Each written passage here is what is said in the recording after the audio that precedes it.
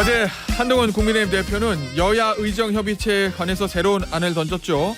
아무런 의제에 제한 두지 않겠다.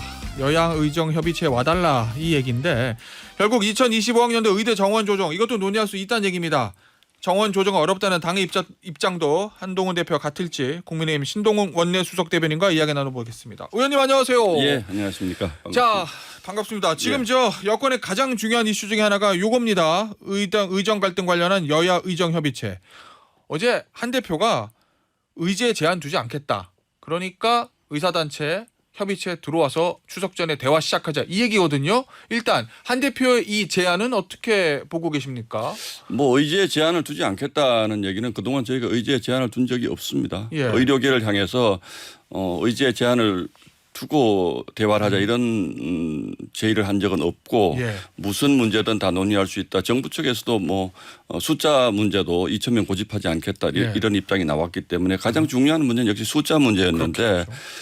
그건 뭐 그렇게 저는 새롭게 느껴지지 않고요. 이제 다만 예. 2025학년도 내년도 그렇죠. 입시에 지금 수시 이미 전형이 시작이 됐잖아요. 예. 그래서 이 문제에 대해서 교육계에서도 지금 과연 이걸 되돌리는 것이 가능한 것인가 이런 논란은 지금 있지 않습니까? 예. 그 부분에 대해서는 뭐 일단은 의료계가 들어와서 여야 의정 협의체를 꾸리는 것이 이제 워낙 급한 문제이기 때문에 우선은 이런저런 것들을 다 이건 되고 안 되고를 따지기 시작하면 이게 예. 구성이 안 될 가능성이 높아서 우리 국민들이 좀 안심하는 모습을 추석 전에 좀 보여드리자 이런 취지로 저는 이해를 하고 있습니다. 그 어제 추경호 원내대표하고 김사군 정책의장도 25년도 이거 정원 이거는 조정하기 어렵다. 그리고 대통령실도 그런 입장을 밝혔습니다. 이게 당정 또는 뭐 한 대표하고 원내의 엇박자가 아니고 그럼 일종의 전략적인 차원이다 뭐 이런 아닙니다. 말씀이세요? 저는 뭐 이게 당정의 문제라든지 엇박자의 문제 이렇게 해석할 것은 전혀 아니고요.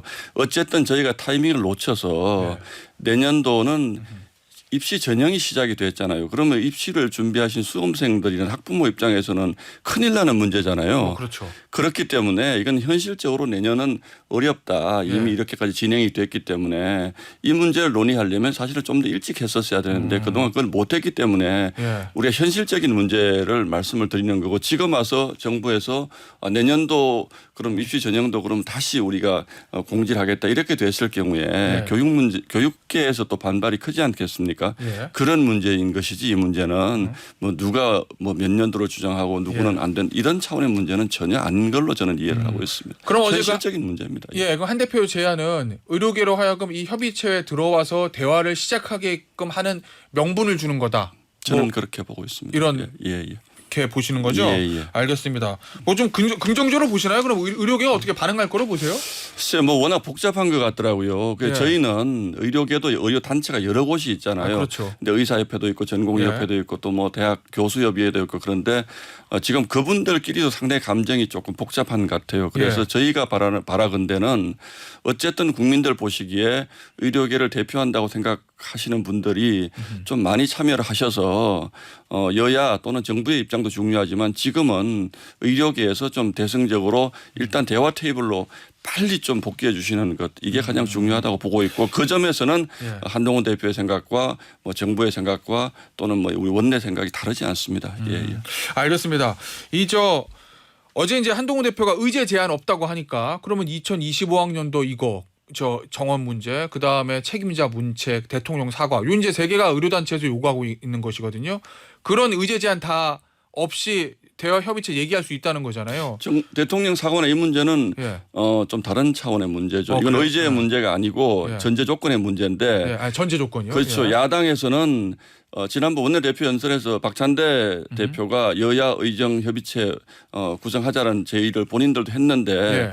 하고 나서 이 부분이 급물살을 타니까 이제는 책임자 문책과 대통령 사과를 예. 요구를 한다는 거죠. 예. 이거는 제가 보기에는 아닙니다. 제가 보기에 야당도 이 문제를 해결할 의지가 있다면 예. 뭐 의제 부분에서는 우리가 조율을 할 필요가 있지만 여기서 대통령의 사과라는 어떤 정치적 결단을 요구를 한다면 내일 모레 추석인데 예. 대통령도 어떤 정치적 결단이 필요하다면 할 수는 있지만 예. 너무 급하게 몰아붙이면 체하죠 우리가. 예. 이거는 국민을 위해서 하는 것인데. 예. 그 진성준 정책의장도 좀 비슷한 얘기를 했어요. 2025년도 증원 이거는 어렵다는 건 알겠는데 예. 대통령 사과하고 책임자 문책. 요게 이제 의료계를 대화로 이끌 수 있는 첫 출발이 될 수 있을 것이다. 요거거든요. 예. 그러면 돌려서 생각해 보면 의원님 25학년도 증언이 현실적으로 어렵지만 대통령 사과나 책임자 문책은 이건 대통령의 마음만 먹으면 어려운 일은 아니잖아요. 물리적으로. 그러니까 일종의 제 의료계를 좀 생각은요. 달래기 예. 위해서 필요하지도 않나. 이게 이제 무슨- 야당 시각인 것 같아요. 알겠습니다. 제 생각은요. 지금 이 시점에서 대통령이 뭐 유감스럽다라든지 이런 사과 표현을 한다고 해서 예.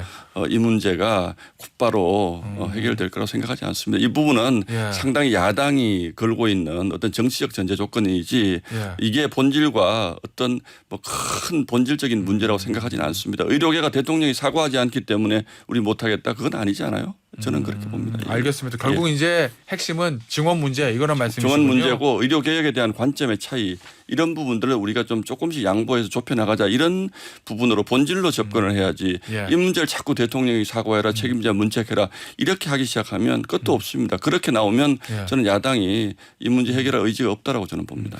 일각에서 뭐 대통령 사과에 대해서는 저 여권에서는 목소리 나온 것 같지는 않은데 여권 내부에서도 책임자 문책 얘기 조금씩은 나오고 있잖아요. 뭐 나경원 저희가 의원이라든지. 책임자 문책이든 대통령 사과든 이런 얘기를 하고 있는 것은 예. 이것이 본질적인 부분의 문제 해결에 도움이 될 것인가라는 판단을 하는 것이죠. 정치라는 것이 늘 그런 것이지 않습니까? 예. 그런데 말하자면 대통령 사과를 받아내서 본인들의 정치적 이익만 챙기고 그다음에 또 다른 조건 내걸 수 있거든요. 예. 그러니까 그거보다는 대화의 진정성을 보여주는 것 이것이 더 중요하다고 저는 보고 있습니다. 예. 알겠습니다. 자, 민주당에서는 이런 얘기도 하는 것 같더라고요. 정부가 의료계 설득 못하면 정부가 손 떼고 여야 이 정치권에 맡겨라. 뭐 이 얘기인데 어떻습니까? 이런 제안은요. 무슨 생각인지는 모르겠는데 여야가 지금 하면 의료계 설득할 수 있나요? 정부가 설득 못하는 예. 이 문제의 주체는 정부입니다. 의료개혁의 문제의 주체는 정부인 것이고 예. 그리고 정부가 꺼낸 화두기 때문에 저는 어쨌든 정부가 결자 해지해야 된다고 보고 있고요. 예. 거기에서 못하니까 여야가 정치권이 힘을 합쳐서 도와주는 형식이 되어야지 예. 이 문제를 여야가 합의해서 내년에 1,000명을 늘리자 500명을 늘리자 이렇게 할 수가 있을까요? 저는 불가능하다고 봅니다. 결국 이게 의대 증언이 입법 사항도 아니고 정부의 정책 집행에 관한 거니까 예. 키는 개혁의 문제입니다. 예. 예. 대통령이 저 잡고 있다. 뭐 이런 말씀이십니다. 예. 자, 주제를 좀 바꿔볼게요. 어제 이제 외교장관, 국방장관 이 출연하는 대정부 질문이 있었는데 오후 7시에 했어요. 이거 야당에서는 애초에 국회 능멸이다 뭐 이런 비판도 있었는데 이게 이제 실무상의 착오가 있었던 거죠. 아닙니다. 착오도 아니고 아, 그래요? 예. 이미 이제 외교국방부 장관이 이제 어제 뭐 그 이제 큰 국제 회의가 있었습니다. 예. 이게 40개 나라에서 장차관이 참석을 하시고 또 80여 개국이 참여하는 큰 뭐 AI를 이제 우리 국방 분야에 어떻게 활용할 것인가 이 큰 회의였는데 이미 8월 달부터 이 관련 일정을 가지고 우리 국회하고 협의를 했고 또 뭐 다 이미 보도가 됐지만 저쪽에서 그거 양해하겠다라고 이미 합의한 것인데 원내대표 도장도 찍었고 도장도 찍었는데 그걸 갑자기 국회를 능멸한 것이다 그러면 이거는 도대체 뭐 정치를 그럼 어떻게 합니까? 도장까지 찍었는데 예. 능멸한다 그러면 예. 그건 안 되는 것이고요. 또 설사 그렇다고 하더라도 대한민국이 그 정도 큰 국제회의를 소집을 했으면 차관이 와서 답변하시면 되죠. 꼭 장관을 뭐 그런 상황에서까지 불러야 되나요? 예. 아니 어제 저 보니까 박찬대 원내대표가 처음에 이제 이거 비판할 때는 본인이 실무자가 도장 찍었던 거 몰랐다는 것 같고 그런데 이제 의원총회에 가서는 어쨌든 도장 찍어준 건 내가 잘못했다 뭐 이런 취지의 얘기를 했다고 지금 보도가 국무위원 돼 있거든요. 불출석에 관한 예. 그 주제를 예. 실무자가 마음대로 어떻게 도장을 찍습니까? 아 그래요? 뭐 예. 그런 얘기는 논평할 가치가 없습니다. 알겠습니다. 자, 그 대정부 질문에 실제로 있었던 이야기 좀 얘기를 해보죠. 어제 이 대일 정책 이걸 가지고 여야에 좀 충돌이 있었는데 이 얼마 전에 김태호 국가안보실 1차장이 중요한 건 일본의 마음이다 이렇게 얘기를 한 적이 있습니다. 이 김태호 차장에 대한 파면을 건의할 용의가 있냐 요거를 이제 민주당에서 물었고 한덕수 총리는 없다. 옳은 일인 것 같지 않다. 그러니 야당 의원들은 친일파를 옹호하는 발언이다. 뭐 이렇게 얘기를 했습니다. 이 야당의 주장은 어떻게 보세요? 김태호 글쎄, 저는 차장에 이런 대한 모든 발언을 친일파다 이렇게만 재단하는 것은 잘못된 것이다. 그러나 정치적으로 보면 예. 김태호 차장이 그렇게 표현하는 것도 잘못된 표현이다. 정부 입장에서는 이 한 그 부분만 짚어서 자꾸 비판하지 말고 전체 맥락을 봐라. 이게 우리가 일본과 앞으로 잘 지내자, 잘 지내야만 우리의 미래가 있다. 이런 얘기지. 예. 꼭 우리가 무슨 일본에 아부한 것은 아니지 않느냐. 그 말도 또 맞는 말이죠. 그러나 김태호 차장도 사실은 좀 경솔한 발언이었던 것은 저는 틀림없다라고 생각을 합니다. 그러나 이걸 가지고 김태호 차장을 무슨 파면해라 뭐 이런 것들은 뭐 그것도 역시 정치 공세다 이렇게 보고 있습니다. 알겠습니다. 예. 자, 이제 대정부 질문이 끝나면 12일에 본회의가 열릴 건데 그때 민주당에서 김건희 여사 관련된 특검법 요거를 이제 본회의에 올릴 계획이다. 뭐 이런 보도가 되어 있습니다. 공식적으로 선포한 건 아닌 것 같습니다. 제가 알고 있기로는 지금 언론 보도상으로 보면 예, 보도상으로 이제 뭐 그럴 수도 있다라는 얘기를 민주당 쪽에서 이렇게 조금 이제 언론을 통해서 흘리는 것 같은데 실제로 12일 날 이것을 강행할지 이건 아직 저희는 뭐 좀 여지가 있다라고 보고요. 그래요? 예, 그렇습니다. 그리고 제 생각을 예. 말씀을 드리면 추석이지 않습니까? 예. 이게 우리가 이제 흔히 정치권에서 추석 밥상머리 예. 뭐 이렇게 뭐 말하자면 안주거리 이런 말씀들 자꾸 하시는데 이런 중요한 문제를 예. 추석은 좀 가족들끼리 친구들끼리 모여서 좋은 얘기 좀 해야지 예. 이런 거 가지고 또 가족끼리 싸우고 이러면 안 되잖아요. 우리 정치권이 예. 조금 추석 앞에 이런 거는 좀 안 해주셨으면 좋겠다. 꼭 하시더라도 추석은 지나고 나서 예. 우리 이것 때문에 우리 가족들 요즘 얼굴 많이 붉힌다면서요. 그래요? 그거를 정치권이 저기 예. 하면 안 되죠. 예. 아니 그러니까 신동욱 의원님의 개인적인 바람은 그렇지만 민주당 입장에서는 오히려 추석 밥상머리에 김건희 여사 문제를 올리기 위해서 특검법을 일단 12일에 본회의 통과시키는 것이 낫지 않냐라는 생각들도 있다고 이제 언론 보도로 그렇습니다. 나오거든요. 예, 그래서 제가 드리는 말씀이 민주당도 고민을 하고 있다고 저는 들었습니다. 이거를 지금 던지는 게 흔히 얘기해서 예. 오히려 정치적으로 부작용이 있을 수도 있잖아요. 예. 이게 너무 정략적으로 보이기 때문에 예. 그래서 하지 말자라고 하시는 분들도 있고 또 예. 아니다 추석 그 의제로 이걸 예. 우리가 올려줘야 된다. 뭐 이런 생각을 하시는 분들도 있다고 그러는데 예. 자, 의원님. 안 해주시면 감사하겠습니다. 예. 예. 이 원내 전략을 세우실 거 아니에요. 그러면 이 김건희 여사 특검법안을 12일에 보내는 경우, 민주당 올리는 경우, 올리지 않는 경우 다 대비를 하실 건데 만약에 올렸다. 그러면 필리버스터 하십니까? 근데 그 부분도 이제 저희가 아직 결정된 바 없습니다. 아, 그래요? 근데 고민이 예.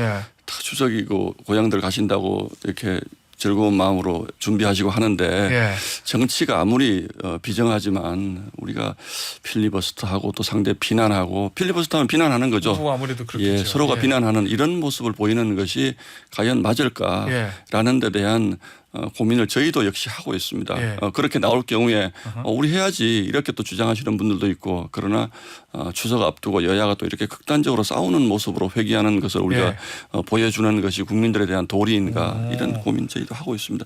다 결정된 건 없는 것 같아요. 그래서 예. 알겠습니다. 예, 예. 그럼 의원님 혹시 그런 고민도 하시는 거예요? 민주당이 10일에 올리면 그냥 처리하게 놔두는 게 낫지 국민의힘이 필리버스터로 맞서면 이게 괜히 뉴스만 커져서 오히려 국민의힘에게 좀 불리하게 작용할 수도 있다. 이런 생각도 좀 그런 하시는 건가요? 고민을 뭐 제 개인의 생각도 좀 복잡하고 예. 원내 지도부의 생각이 어떤 것이 과연 나은 것인지 좀 복잡한 것 같습니다. 결정된 바는 예. 없다는 게 분명한 사실입니다. 예. 알겠습니다.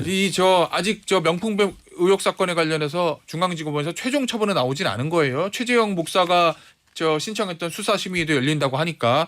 자, 그런데 어쨌든 이 상황에서 김건희 여사가 이제 활발한 활동을 하고 있거든요. 추석 영상에도 등장할 예정이라고 하고 대통령실에서는 이전보다 활동폭을 좀 늘리겠다. 뭐 이런 보도도 있었는데 어떻게 보세요? 김건희 여사가 활동을 활발하게 하기 전에 뭔가 입장 표명이 있어야 된다고 보십니까? 아니면은 글쎄요, 뭐 입장 표명 문제는 뭐 용산의 판단인 것 같고 저는 대통령의 영부인을 가지고 뭐 과도하게 공격을 하는 것도 좀 문제가 있고 또 그렇다고 해서 대통령 영부인이 아무 활동도 안 하는 것이 맞는가? 뭐 이 부분에 대한 고민 이건 뭐 제가 뭐 코멘트할 건 아닌 것 같고 용산의 판단이라고 저는 생각을 하고 있습니다.